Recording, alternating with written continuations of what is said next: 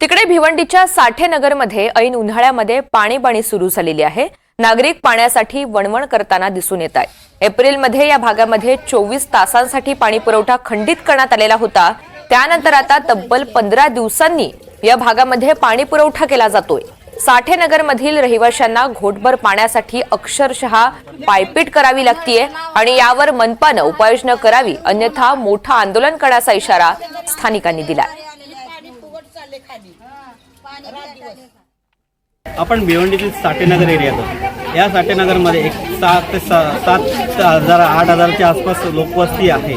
पण इथे पाण्याची भीषण परिस्थिती वाईट आहे। ह्या इथे पाण्याची टाकी बांधलेली आहे, पण त्या पाण्याच्या टाकीला अशा सुविधा आहेत की ते होल पाडलेल्या होलातनं पाणी टिपकत पाणी भरलं जाते आणि टाकी खूप वर्ष झाले साफ केलेली नाही। त्यामुळे पाण्यामध्ये पिण्याच्या पाण्यामध्ये आळ्या पडलेल्या आहेत आणि असं घाण पाणी इथे दिलं जातं। आणि इथे महानगरपालिकेची नळ आहे, पण नळ कनेक्शनमध्ये इथे 8-8 दिवसांनी यांना पाणी पुरवलं जातं। भिवंडी भूपेंद्र आंबणे, NDTV।